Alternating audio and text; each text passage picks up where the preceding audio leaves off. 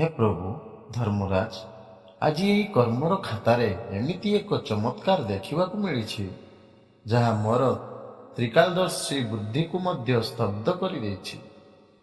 ଯେଉଁ ମହାପାପୀର ଆତ୍ମାକୁ ଯୁଗ ଯୁଗ ଧରି ନର୍କର ନିଆଁରେ ଜଳିବାର ଥିଲା, ଆଜି ହଠାତ୍ ତାର ମୋକ୍ଷ କେମିତି ହୋଇଗଲା? ନର୍କର ଦ୍ୱାର ତା ପାଇଁ କାହିଁକି ବନ୍ଦ ହୋଇଗଲା? ପ୍ରଭୁ ଶାନ୍ତ ହୁଅନ୍ତୁ ଚିତ୍ରଗୁପ୍ତ। ସୃଷ୍ଟିର ଏହି ଚକ୍ରରେ କୌଣସି ଚମତ୍କାର ହେତୁ ହୁଏ ନାହିଁ। ମୃତ୍ୟୁ ଲୋକରେ ଏହି ବ୍ୟକ୍ତିର ଶରୀରର ଭସ୍ମ ହେବା ପରେ ତାର ପରିଜନମାନେ ତାର ଅସ୍ଥି ଓ ପାଉଁଶକୁ ମା ଗଙ୍ଗାଙ୍କ ପବିତ୍ର ଜଳରେ ବିସର୍ଜନ କରିଦେଇଛନ୍ତି। ଆଉ ମା ଗଙ୍ଗାଙ୍କ ଜଳ ସ୍ପର୍ଶ କରିବା ମାତ୍ରେ ପାପର ପାହାଡ଼ ମଧ୍ୟ ତରଳି ପାଣି ହୋଇଯାଏ।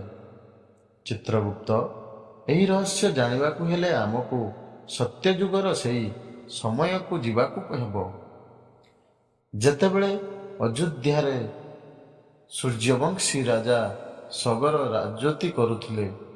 ତାଙ୍କର 60,000 ବଳଶାଳୀ ପୁତ୍ର ଥିଲେ, କିନ୍ତୁ ସେହି ଅପାର ଶକ୍ତି ସେମାନଙ୍କ ଭିତରେ ଏକ ଭୟଙ୍କର ଅହଙ୍କାର ସୃଷ୍ଟି କରିଥିଲା। ନିଜର ସାମ୍ରାଜ୍ୟ ବିସ୍ତାର ପାଇଁ ରାଜା ସଗର ଅଶ୍ୱମେଧ ଯଜ୍ଞର ଆୟୋଜନ କଲେ। ସଗର ପୁତ୍ରଙ୍କ ଏହି ବଢ଼ୁଥିବା ଆତଙ୍କ ଦେଖି ସ୍ୱର୍ଗରେ ଦେବରାଜ ଇନ୍ଦ୍ରଙ୍କ ସିଂହାସନ ଦୋହଲିବାକୁ ଲାଗିଲା। ସେ ଛଳନା କରି ଯଜ୍ଞର ଘୋଡ଼ାକୁ ଚୋରି କରି ନେଲେ ଏବଂ ପାତାଳ ଲୋକରେ ଗଭୀର ଧ୍ୟାନରେ ମଗ୍ନ ଥିବା ମହର୍ଷି କପିଳଙ୍କ ଆଶ୍ରମରେ ବାନ୍ଧି ଦେଇ ଅଦୃଶ୍ୟ ହୋଇଗଲେ। ଘୋଡ଼ାକୁ ଖୋଜି ଖୋଜି 60,000 ଅହଙ୍କାରୀ ରାଜକୁମାର ପାତାଳ ଲୋକରେ ପହଞ୍ଚିଲେ। ଅହଙ୍କାରରେ ଅନ୍ଧ ହୋଇ ସେମାନେ ମହର୍ଷି କପିଳଙ୍କୁ ଚୋର ଏବଂ ଢୋଙ୍ଗୀ ବୋଲି କହି ଅପମାନିତ କଲେ। ଯୁଗ ଯୁଗରୁ ଧ୍ୟାନରେ ଥିବା ମହର୍ଷି କପିଳଙ୍କ ସମାଧି ଭାଙ୍ଗିଗଲା। କ୍ରୋଧରେ ଯେମିତି ସେ ନିଜର ଆଖି ଖୋଲିଲେ, ତାଙ୍କ ନେତ୍ରରୁ ନିର୍ଗତ ହେଲା ପ୍ରଳୟଙ୍କାରୀ ଅଗ୍ନି।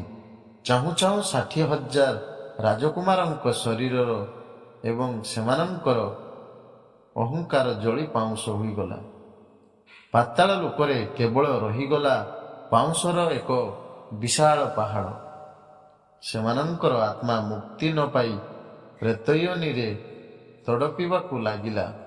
ମହର୍ଷି କପିଳ କହିଥିଲେ, ଏମାନଙ୍କୁ ମୋକ୍ଷ ମିଳିବାର କେବଳ ଗୋଟିଏ ବାଟ ଅଛି।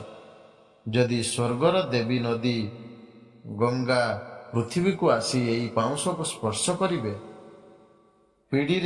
ପିଢ଼ି ପରେ ପିଢ଼ି ବିତିଗଲା, କିନ୍ତୁ ସ୍ୱର୍ଗର ନଦୀ ଗଙ୍ଗାଙ୍କୁ ପୃଥିବୀକୁ ଆଣିବା ସହଜ ନଥିଲା। ଶେଷରେ ସୂର୍ଯ୍ୟବଂଶୀର ରାଜା ଭଗୀରଥ ନିଜ ପୂର୍ବପୁରୁଷଙ୍କ ଉଦ୍ଧାର ପାଇଁ ସବୁ ସୁଖ ତ୍ୟାଗ କରି ହିମାଳୟର ଦୁର୍ଗମ ଚୋଟିରେ ଘୋର ତପସ୍ୟା ଆରମ୍ଭ କଲେ। ସହସ୍ର ବର୍ଷ ଧରି ବିନା ଅନ୍ନ ଜଳରେ ସେ ଏକପାଦରେ ଠିଆ ହୋଇ ରହିଲେ।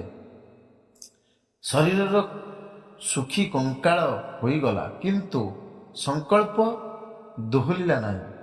ଭଗୀରଥଙ୍କ ଏହି ଅଲୌକିକ ତପସ୍ୟାରେ ପ୍ରସନ୍ନ ହୋଇ ବ୍ରହ୍ମାଜୀ ପ୍ରକଟ ହେଲେ ଏବଂ ଗଙ୍ଗାଙ୍କୁ ପୃଥିବୀକୁ ପଠାଇବାକୁ ସ୍ୱୀକୃତି ଦେଲେ।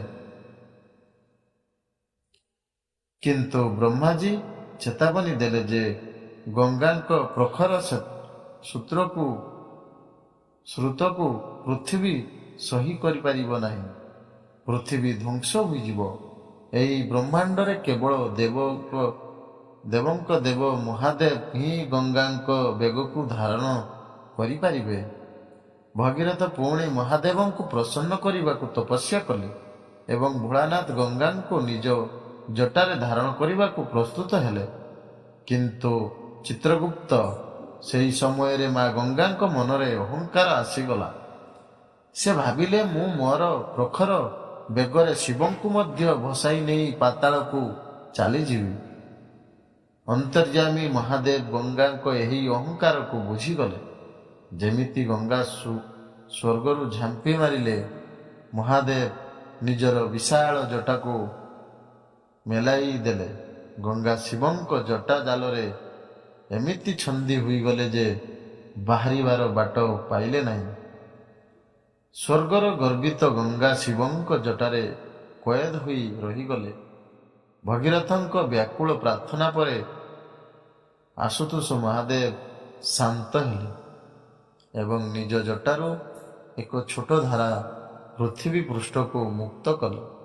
ରାଜା ଭଗୀରଥଙ୍କ ରଥ ଆଗେ ଆଗେ ଏବଂ ମା ଗଙ୍ଗା ତାଙ୍କ ପଛେ ପଛେ କଳକଳ ନାଦ କରି ପାତାଳ ଆଡ଼କୁ ଗତି କଲେ।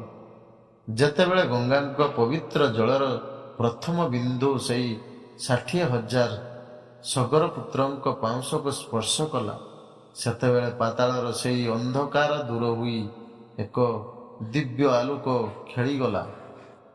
ଯୁଗ ଯୁଗରୁ ପ୍ରେତ ଯୋନିରେ ତଡ଼ପୁଥିବା ସେଇ 60,000 ଆତ୍ମା ସବୁଦିନ ପାଇଁ ମୁକ୍ତ ହୋଇ ବୈକୁଣ୍ଠ ଧାମକୁ ଗମନ କଲେ। ଭଗୀରଥଙ୍କ ଏହି ଅତୁଳନୀୟ ପ୍ରୟାସ ପାଇଁ ଗଙ୍ଗାଙ୍କର ଆଉ ଏକ ନାମ ହେଲା ଭାଗୀରଥୀ। ତେଣୁ ଚିତ୍ରଗୁପ୍ତ ମଣିଷର ମୃତ୍ୟୁ ପରେ ଯେତେବେଳେ ତାର ଶରୀର ପଞ୍ଚତତ୍ୱରେ ବିଲୀନ ହୋଇଯାଏ, ସେତେବେଳେ ତାର ଅସ୍ଥି ଏବଂ ପାଉଁଶ ହିଁ ସେହି ଶରୀର ଶେଷ ଅଂଶ ହୋଇ ରହିଥାଏ। ଯେ ପର୍ଯ୍ୟନ୍ତ ସେହି ଅସ୍ଥି ପୃଥିବୀରେ ଥାଏ, ଆତ୍ମାର ମୋହ ସଂସାରରୁ ତ୍ରୁଟି ନଥାଏ। କିନ୍ତୁ ଯେତେବେଳେ ସେହି ଅସ୍ଥିକୁ ଭଗବାନ ବିଷ୍ଣୁଙ୍କ ଚରଣରୁ ବାହାରିଥିବା ଏବଂ ମହାଦେବଙ୍କ ଜଟାରେ ରହିଥିବା ମା ଗଙ୍ଗାଙ୍କ ପବିତ୍ର ଜଳରେ ବିସର୍ଜନ କରାଯାଏ, ସେତେବେଳେ ସେହି ଜୀବନର ସମସ୍ତ ପାପ ଧୋଇ ହୋଇଯାଏ ଏବଂ ଆତ୍ମା ଜନ୍ମ ମୃତ୍ୟୁର ଚକ୍ରରୁ ମୁକ୍ତି ପାଇ ସେହି ପରମାତ୍ମାଙ୍କ ସହ ମିଶିଯାଏ। ଏହା ହିଁ ହେଉଛି ଅସ୍ଥି ବିସର୍ଜନର ସବୁଠାରୁ ବଡ଼ ଆଧ୍ୟାତ୍ମିକ ରହସ୍ୟ। ବନ୍ଧୁଗଣ, ରାଜା ଭଗୀରଥଙ୍କ ତ୍ୟାଗ ଏବଂ ମା ଗଙ୍ଗାଙ୍କ ମୋକ୍ଷଦାୟୀ ରୂପର ଏହି କାହାଣୀ କେବଳ ଏକ ପୌରାଣିକ ଗାଥା ନୁହେଁ, ବରଂ ଆମ ଜୀବନର ସବୁଠାରୁ ବଡ଼ ସତ୍ୟ। ଆଶା କରୁଛି ଆଜିର ଏହି ଭିଡ଼ିଓଟି ଆପଣଙ୍କୁ ଭଲ ଲାଗିଥିବ।